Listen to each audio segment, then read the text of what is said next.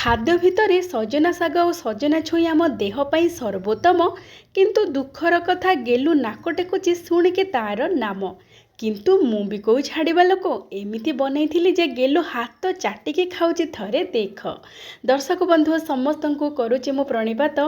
ମା ଗେଲୁ ହାଣ୍ଡିଶାଳକୁ ଆପଣମାନଙ୍କୁ ବହୁତ ବହୁତ ସ୍ୱାଗତ। ସବୁଠୁ ହେଲ୍ଦି ଆଉ ଟେଷ୍ଟି ଶାଗ ମୁଗ ପରଟା ଆସନ୍ତୁ କରିବା ପ୍ରସ୍ତୁତ। ଦର୍ଶକ ବନ୍ଧୁ ଆପଣମାନେ ସମସ୍ତେ ଜାଣନ୍ତି ସଜନା ଶାଗ ହଉ କି ସଜନା ଛୁଇଁ ହଉ ଆମ ଦେହ ପାଇଁ କେତେ କେତେ ଲାଭଦାୟକ। ତେଣୁ ଆପଣମାନେ ସବୁବେଳେ ସଜନା ଶାଗ ଆଉ ସଜନା ଛୁଇଁ ନିଶ୍ଚିନ୍ତ ଭାବରେ ଖାଆନ୍ତୁ। ଆମର ସୁପର ଫୁଡ଼ରେ ଯାଉଛି ସଜନା ଶାଗ ଆଉ ସଜନା ଛୁଇଁ। ତେଣୁ ସଜନା ଶାଗ ଆଉ ସଜନା ଛୁଇଁକୁ ନିହାତି ଭାବରେ ସପ୍ତାହକୁ ଥରେ କିମ୍ବା 2 ଥର ନିଶ୍ଚୟ ଖାଆନ୍ତୁ। ଏଠି ଦେଖନ୍ତୁ ମୁଁ ନେଇଛି କିଛି ସଜନା ଶାଗ, ତାକୁ ଭଲ ଭାବରେ ବାଛି ଦେଇଛି। ଆଉ କିଛି ଛୁଇଁ ମଧ୍ୟ ନେଇଛି, ତାକୁ ମଧ୍ୟ ଛୋଟ ଛୋଟ ଖଣ୍ଡ କରିକି କାଟିକି ବାଛିକି ରଖିଦେବା ଭଲ ଭାବରେ ଧୋଇକି। ଏମିତିରେ ଗେଲୁକୁ ବିଲକୁଲ ସଜନା ଶାଗ ହଉ କିମ୍ବା ସଜନା ଛୁଇଁ ହଉ ତାକୁ ଜମା ବି ପସନ୍ଦ ନୁହଁ। ଯେତେବେଳେ ବି ମୁଁ ସଜନା ଶାଗ ହଉ କିମ୍ବା ସଜନା ଛୁଇଁରେ ଯେକୌଣସି ବ୍ୟଞ୍ଜନ ପ୍ରସ୍ତୁତ କଲେ ସେ ଟିକେ ଆଡ଼େଇକି ରଖିଦେବ। କିନ୍ତୁ ମୁଁ ମନେ ମନେ ଭାବିଲି ଏମିତି ଯଦି ପ୍ରସ୍ତୁତ କରିବି ନିଶ୍ଚୟ ସେ ହାତ ଚାଟିକି ଖାଇବ। ସେଥିପାଇଁ ଆଜିର ପୁରା ନୂଆ ପ୍ରୟାସ। ଆପଣମାନଙ୍କ ଘରେ ବି ଯଦି କିଏ ସଜନା ଶାଗ କିମ୍ବା ସଜନା ଛୁଇଁ ପସନ୍ଦ କରୁନଥିବେ, ଥରେ ନିଶ୍ଚୟ ଏମିତି ବନାନ୍ତୁ, ଦେଖିବେ ସମସ୍ତେ ହାତ ଚାଟିକି ଖାଇଦେବେ। ଆଉ ଯାହାକୁ ପସନ୍ଦ ସିଏ ତ ସପ୍ତାହକୁ 2 ରୁ 3 ଥର ବନେଇବେ। ଏବେ ଆମେ କ'ଣ କରିବା ନା, ସଜନା ଶାଗକୁ ଭଲ ଭାବରେ ଧୋଇକି ପୁରା ଗୁଣ୍ଡ କରିକି କାଟିକି ରଖିବା। ତା ସହିତ ଛୁଇଁକୁ ମଧ୍ୟ ମୁଁ ଏଠି ଭଲ ଭାବରେ ଧୋଇକି କାଟିକି ରଖିଛି। ଏବେ ଆମେ ମୁଗ ଡାଲି ନେବା। ମୁଁ ଏଠି ନେଇଛି ଗୋଟେ ଗିନା ମୁଗ ଡାଲି। ମୁଗ ଡାଲିକୁ ହାଲକା ଟିକେ ଭାଜିଦେବା ଲୋ ଟୁ ମିଡ଼ିୟମ୍ ଫ୍ଲେମ୍ କରିକି, ଯେମିତି ଟିକେ ହାଲକା ଭଲ ଭାବରେ ଭାଜି ହେଇଯିବ। କଞ୍ଚା ମୁଗ ଡାଲି ନେବେନି, ଭଜା ମୁଗ ଡାଲି ନେଲେ ତାର ବହୁତ ବଢ଼ିଆ ବାସ୍ନା ଆଉ ସ୍ୱାଦ ବି ବହୁତ ବଢ଼ିଆ ରହିବ। ତାପରେ ତାକୁ ଭଲ ଭାବରେ ଧୋଇ ସାରିବା ପରେ ଏଇ ମୁଗ ଡାଲିରେ ଆମେ ଦେବା ଛୁଇଁ ଆଉ ସଜନା ଶାଗ। ଯେହେତୁ ମୁଗ ଡାଲି ବହୁତ ଶୀଘ୍ର ସିଝିଯାଏ, ତା ସହିତ ଛୁଇଁ ଆଉ ଶାଗ ମଧ୍ୟ ଦେଇଦେଲେ ଏକାଥରକେ ଭଲ ଭାବରେ ସିଝିଯିବ। କିନ୍ତୁ ଅତ୍ୟଧିକ ସିଝେଇ ଦେବେନି। ମୁଗ ଡାଲି ସିଝିଥିବ କିନ୍ତୁ ଗୋଟି ଗୋଟି ହେଇକି ଥିବ। ଆଉ ଶାଗ ବି ପୁରା ନରମ ଅଛି, ମାନେ ପୁରା କଅଁଳିଆ ଶାଗ ଅଛି, ବଢ଼ିଆ ଭାବରେ ପ୍ରସ୍ତୁତ ହେଇଯିବ। ଦେଇଦେବା ସ୍ୱାଦ ଅନୁସାରେ ଲୁଣ, ଅଳ୍ପ ଟିକେ ହଳଦୀ ଗୁଣ୍ଡ ଦେଇକି ଭଲ ଭାବରେ ମିଶାଇ ଦେବା। ତାପରେ ମିଡ଼ିୟମ୍ ଫ୍ଲେମ୍ରେ ଗୋଟେ ସିଟି ଆସିସାରିବା ପରେ ତାପରେ ଆମେ ହୁଇସିଲ୍କୁ କାଢ଼ିଦେବା, ଯାହାଫଳରେ କି ଏଇ ସବୁ ଜିନିଷ ଅତ୍ୟଧିକ ସିଝିଯିବନି। ଏଠି ଦେଖନ୍ତୁ ବଢ଼ିଆ ଭାବରେ ସିଝି ଯାଇଛି। ମୁଁ ଏଠି ହୁଇସିଲ୍କୁ କାଢ଼ି ଦେଇଛି ଗୋଟେ ସିଟି ଆସିସାରିବା ପରେ। ଏମିତି ମୁଗ ଡାଲି ବଢ଼ିଆ ଭାବରେ ସିଝି ଯାଇଛି କିନ୍ତୁ ପୁରା ଗୋଟି ଗୋଟି ହେଇକି ରହିଛି। ଏବେ ଛୁଇଁ ଶାଗ ବି ବଢ଼ିଆ ଭାବରେ ସିଝି ଯାଇଛି। ଏବେ ଆମେ କ'ଣ କରିବା ନା, ଆମେ ଯେତିକି ଛୁଇଁ ପକାଇଥିଲେ ସେ ଛୁଇଁ ଆଉ ମୁଗ ଡାଲି ଶାଗ ଟିକେ ବାହାର କରିଦେବା। ଆଉ ଅଲଗା କରିକି କେବଳ ମୁଗ ଆଉ ଶାଗକୁ ରଖିବା, ମାନେ ଛୁଇଁ ରଖିବାନି ସେଥିରେ। ଆମେ ଯେଉଁ ମୁଗ ଡାଲି ଆଉ ଛୁଇଁକୁ ସବୁ କାଢ଼ିଦେବା, ତାକୁ ଆମେ ପଛରେ ଗୋଟେ ବହୁତ ବଢ଼ିଆ ଛୁଙ୍କ ଦେଇକି ମସଲାଟେ ପ୍ରସ୍ତୁତ କରିବା। ଖାଇବାକୁ ବେଶ ସୁଆଦିଆ ଲାଗିବ ବିନା ପିଆଜ ରସୁଣରେ। ଆଉ ସବୁଠୁ ବଡ଼ କଥା ହେଲା, ଆପଣମାନେ ବିନା ପିଆଜ ରସୁଣରେ ମଧ୍ୟ ପ୍ରସ୍ତୁତ କରିକି ଏମିତି ଓଷାବାର ବ୍ରତରେ ବି ଖାଇପାରିବେ।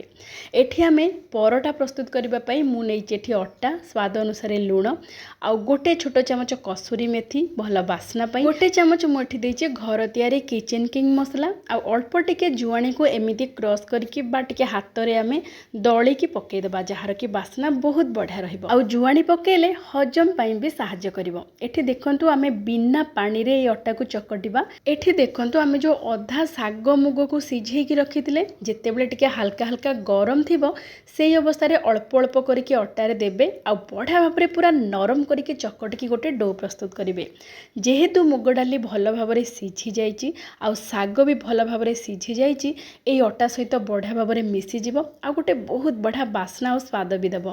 ଆପଣମାନେ କେବେ ବି ଏମିତି ବନେଇ ନଥିବେ, ଥରେ ଏମିତି ବନାନ୍ତୁ, ଦେଖିବେ ନ ଖାଉଥିବା ଲୋକ ବି ପୁରା ବଢ଼ିଆରେ ଖାଇବେ। ତା ସହିତ ମୁଁ ଏଠି ଦେଇଦେଇଛି ଗୋଟେ ଚାମଚ କ୍ଷୀର ସର।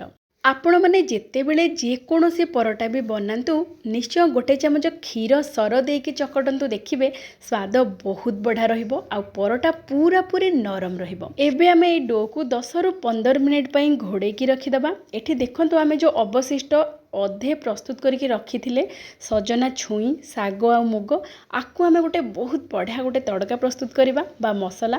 ସେଥିପାଇଁ ଆମେ ନେବା ଗୋଟେ ଛୋଟ ଚାମଚ ଜିରା, ଗୋଟେ ଛୋଟ ଚାମଚ ପାନମହୁରି, ଗୋଟେ ଛୋଟ ଚାମଚ ଧନିଆ, ଆଉ ଗୋଟେ ବଡ଼ ଚାମଚ ଦେବା ଚିନାବାଦାମ, ଲଙ୍କା ଗୁଣ୍ଡ ଅଳ୍ପ ଟିକେ ଦେଇକି ବଢ଼ିଆ ଭାବରେ ପ୍ରଥମେ ଗୁଣ୍ଡ କରିଦେବା। ଏଠି ଦେଖନ୍ତୁ ଟିକେ ହାଲକା ହାଲକା ଗୁଣ୍ଡ କରିବେ, ପୁରା ଫାଇନ୍ ପାଉଡ଼ର କରିବେନି।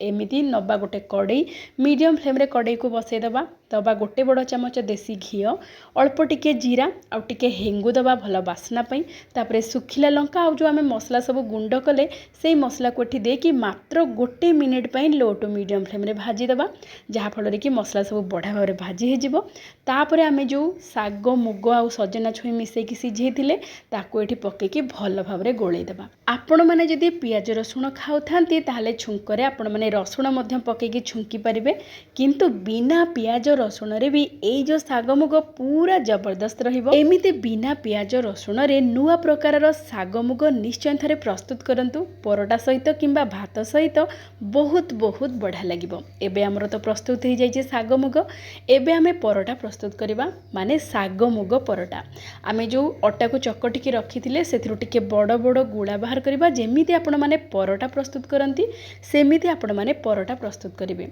किंतु गोटे शॉर्टकट मेथड आपण मानको एठी कहूची मु पूरा बहुत सहजरे कम समय रे आपण माने बहुत गुडे परोटा एका संगरे प्रस्तुत करि परिबे। एठी देखंतु प्रथमे आमे गुळा नबा अल्प अल्प अटा दे कि छोट छोट रुटी बनैबा आपण माने रुटी जेमिति बनांती किंतु बड़ बड़ रुटी बनैबेनी एमिति छोट छोट रुटी बनै सारिबा परे गोटे रुटी उपरे गोटे रुटी एमिति सब रुटी देई सारी कि देखंतु मझिरु गोटे कड़ को एमिति टिके आमे छुरी रे काटी देबा काटी सारिबा परे ताकू एपट को उल्टै दे कि टिके तेल दे कि तापरे आपण माने जेमिति तीन कोणिया परोटा प्रस्तुत करंती एमिति प्रस्तुत करि परिबे। एमिति तीन कोणिया करि सारिबा परे आपण माने पुणी थरे बेलिबे जेमिति परोटा पई बेलंती किंतु गोटी गोटी करिके परोटा आपण माने जितेबेले बनांती प्रथमे गोटे बड़ रुटी बनांती तापरे टिके तेल देकी ताकू तीन कोणिया करिके गोटी गोटी करिके आमे जो परोटा प्रस्तुत करंती ताठू ए गोटे छोटिया टिप्स रे आपण माने जदि एमिति बनैबे बहुत सहजरे कम समय देखंतु आमे सबु परोटा बा सबु रुटी को एमिति तीन कोणिया करिके रखिदबा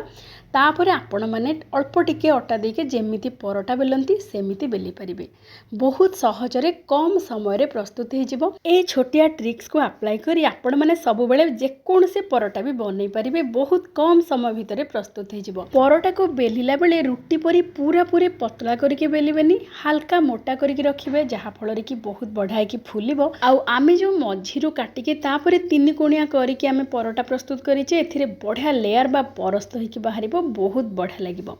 एबे आमे मीडियम फ्लेम रे तावा को भल भाबरे गरम करि देबा परोटा को जेते बेले भी सेकिबे मीडियम फ्लेम रे दुई पट भल भाबरे प्रथमे सेकी देबे परोटार दुई पट भल भाबरे सेकी हि गला परे बा भल भाबरे कुक हैला परे आपण माने तेल पकेबे बा घी पकेबे जहा फल रे कि परोटा बढ़िया नरम है कि प्रस्तुत हबो। एठी देखंतु बहुत बढ़िया ऊपर हल्का क्रिस्पी आ भीतरटा पूरा नरम है कि प्रस्तुत हो जाइए आमर परोटा आउ एमिति साग मुग परोटा खाइबा को भारी बढ़िया लागिबो।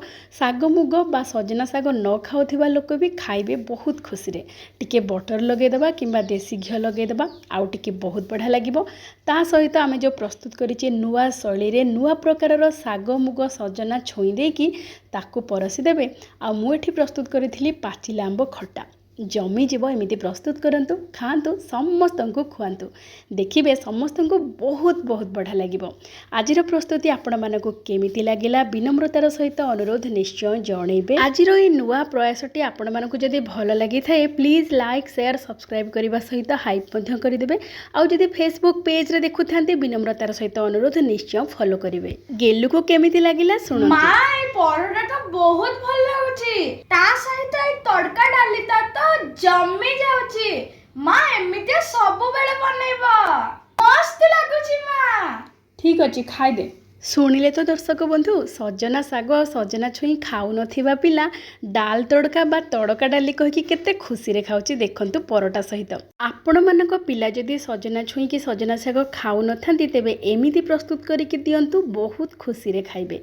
आजि पई एतिकी पुणी देखाबा आ गोटे चलचित्र आ गोटे व्यंजन सहित। जय जगन्नाथ।